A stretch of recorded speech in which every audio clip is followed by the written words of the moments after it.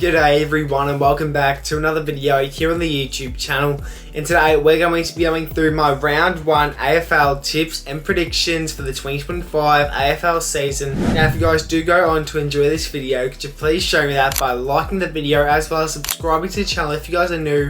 Enough wasting your time, let's get straight into it. Now before we do go through the tips, I just want to quickly let you all know that I do have an AFL tipping comp for this year's AFL season. In order for you guys to join, the link will be in the description below. If you do happen to come first place, you'll receive a cash prize of $100. Second place gets $30 and third place gets $15. So very worth it if you do want to join. We're currently at 51 members at the time of filming this and we're pushing for 60 by the end of the week. So what are you waiting for? Join now, link in the description. On the Thursday at 7:30 PM, we've got the Richmond Tigers versus the Carlton Blues at the MCG. This will obviously be the first game of the round. Now yes, the Blues are experiencing a lot of injuries currently, two main ones being Mark Pittner and Jagger Smith, who was picked up in the first round draft. And it's not yet been confirmed whether or not Charlie Curnow will play. Rumour has that he is pushing to return round 1, which is this week. But if not, he's likely to return round 2. Let's face it, the Tigers are pretty much guaranteed to win a maximum of 2 games all season, with some making the argument they're not going to win any. And after a massive 83-point loss against Collingwood in the preseason game just 2 weeks ago, not a lot of confidence is coming my way in the context of tipping Richmond this week. And no shock to anyone, but I'm going to back the Carlton Blues, and we're going to go by quite a high margin, and we're going to go the Carlton Blues by 51 points. Now on the Friday at 7:40 PM, we've got Hawthorn taking on the Essendon Bombers, also at the MCG. The Hawks were lucky enough to get a very convincing win against the Swans just last week. It looks like they will be a very exciting side to watch yet again in 2025. Will Day had an outstanding performance, and well, for Jack Ginnivan and Nick Watson, they probably need to step up a little bit more this week. Neither of them even rendered in a goal throughout the entire game, and Nick Watson only got his first disposal late in the second quarter. The Dons had a pretty solid pre-season. They obviously defeated the Western Bulldogs away in the match simulations. And the very next week, they defeated the Geelong Cats in the preseason games at GMHBA in a very high-scoring clash. And one name that I've been hyping up heaps, even though we haven't actually seen him play an official AFL game, is Isaac Kako. He's more than likely to make his debut this week after kicking a total of 4 goals against Geelong. And he's a genuine contention to take home the Rising Star, even though I have predicted Levi Ashcroft to win the whole thing. The Bombers were obviously supposed to take on the Gold Coast Suns last week in the first game of the season, at least for them two teams. But the game was obviously called off due to the cyclone. But let's just cut to the chase. I think this could be a very close, maybe even slightly exciting, higher scoring, who knows. But at the end of the day, I think the Hawks should be able to get the job done, and we'll go them by 16 points. To kick off the Saturday at 1:20 PM, we've got the Geelong Cats versus the Fremantle Dockers at GMHBA. For those who haven't watched my ladder predictions just yet, I have actually tipped this to be the grand final matchup by the end of the year. Both teams are likely to be in very good form this season, despite neither of them really showing much positives this pre-season. Geelong lost to the Bombers at GMHBA, but Freo did take home the win against Melbourne by 19 points. Although the week before in the match teams, the Cats defeated the Hawks and Fremantle lost by a very high margin against the Indigenous All-Stars. So both teams are looking very similar in skill level at this point in time. Geelong are another team who was supposed to take part in this year's opening round, but obviously it was called off because of the cyclone yet again. It'll be interesting to see how Murphy Reid goes if he does make the selection for round 1. And Shea Bolton should be very exciting to watch in 2025. But simply just because the Cats usually play very well at home at GMHBA, I think I'm going to back the Cats to win, and we'll say by 10 points. Now moving on to the 4:15 Arvo game, we're going to see the Sydney Swans take on the Brisbane Lions at the SCG. That's right, the grand final rematch, and we're seeing it happen round 1. We are all aware what happened the last time these two teams faced off. Well, unless you guys have been living under a rock, you should know what happened. In last year's grand final, the Sydney Swans, who were arguably the best team all year, took on 5th place Brisbane. The Swans obviously got slapped around throughout that entire clash, losing the game by 60 points, with the exact scoreline being 60 to 120.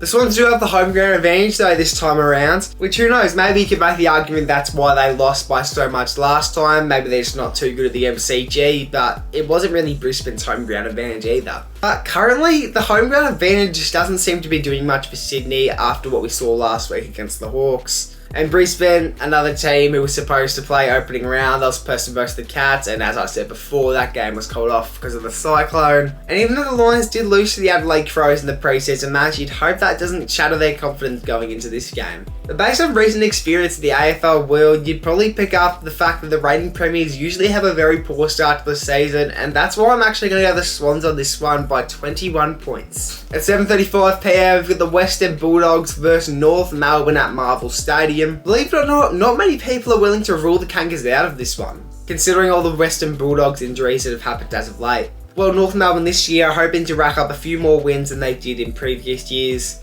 Sure, the Dogs don't have Bont, Adam Treloar, Liam Jones, Caleb Daniel obviously because he got traded away, Jamari Hagan, he's obviously got mental health issues, Cody Waitman up forward, he's gone. Meanwhile at North Melbourne, Harry Sheezel seems to be tearing up the track at training every single week, and in my opinion he's going to be North Melbourne's best player and most important this year. They picked up Luke Parker from the Swans as well as Caleb Daniel from the Dogs. Jai Simpkin was best on ground in the Indigenous All-Stars game, so definitely look out for him going into this one. Nick Larkey can maybe be a sneaky shout for the Coleman medal by the end of the year, and Tristan Sherry is hoping to back himself up this year after a very good performance in 2024. So you know what? It's still very early in the season, I really got nothing to lose, so what am I doing? I'm gonna tip North Melbourne to win this game by a margin of 7 points.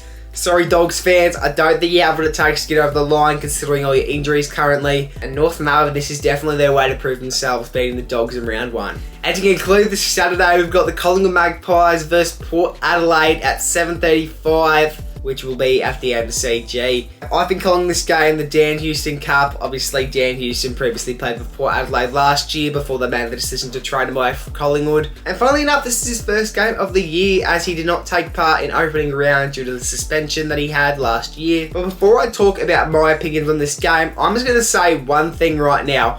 It is currently Saturday morning, roughly 5 AM for me. And the reason I'm filming this video now is because in about 3 hours I'm flying up to Sydney for Collingwood versus GWS, and I don't yet know the outcome of that game. And I won't really have time to edit this when I get back, so I'm going to do this on the trip. But regardless, if I have to guess, I think both teams probably put up a very good fight, and Collingwood barely got the job done.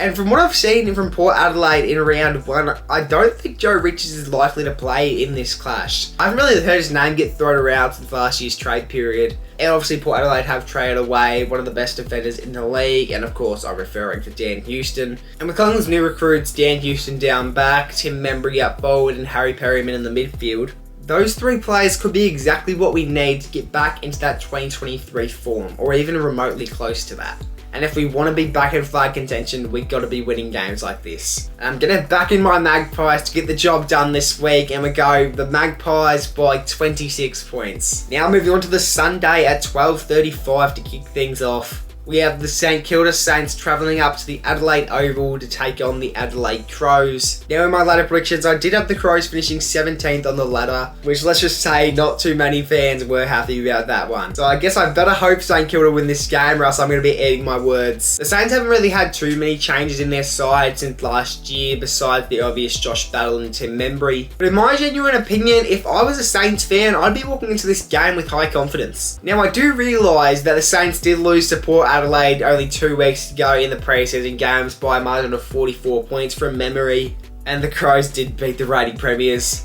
Probably not a fair comparison as I say that out loud. Toby Travaglia looks like he could be future up-and-coming talent for the St Kilda Saints, and I wish him only the best this week if being chosen to stay in the lineup. Sid Draper, who was drafted to the Crows, I think he'll be a very exciting player to watch this year, and the Crows are definitely going to be relying on him a lot in a few years' time.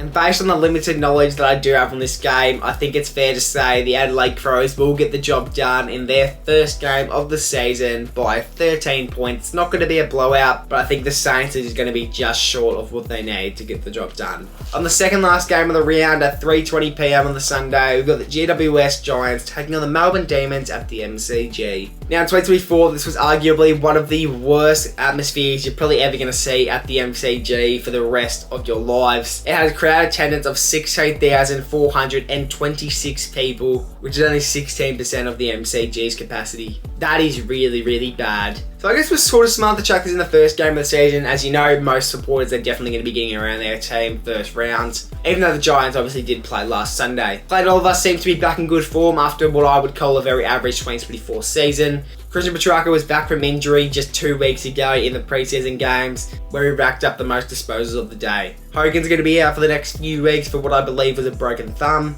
Jake Stringer's done his hamstring, so he won't take part, and Tom Green's not likely to return until after their bye in round 2. So that's already 3 really big names that are going to be missing this game. And I just think the injury is going to kill the Giants in this game, and we're going to back the Demons to get the job done by goal. And to conclude this round of football at 6:10 PM at Optus Stadium, we've got the West Coast Eagles and the Gold Coast Suns facing off to finish things off. Last year the Suns were one of the best teams at home but always struggled to win away, which is what left them short of playing in finals. They do have new recruits now, being John Noble and Daniel Rioli, who could hopefully pull off a few upsets and a few away wins to just get them a little bit higher. But the Eagles might even shock a few people this year and finish higher than some would expect. Even though it is still early in the season, if the Eagles want to prove themselves, they probably do have to win this game against the Suns. They have the home ground advantage. They obviously have some absolute guns. Harley Reid and Bo Allen, assuming they stick by the Eagles for the next few years. Matthew Owies and Liam Baker should be some new good additions. I think Jake Waterman up forward, as long as he's on his A game, they're going to be pretty much unstoppable to beat in that forward line, the Eagles. And I'm willing to back them in, but after what happened against North Melbourne, the preseason games, only just getting over the line against them, I'm going to back them in another 2-point thriller, and the Eagles will fly away with the win. And that will wrap up this video today, and I hope you all did enjoy it. If you did, could you please show me that by liking this video as well as subscribing to my YouTube channel, and I hope to see you all in the next video that I post here on the channel.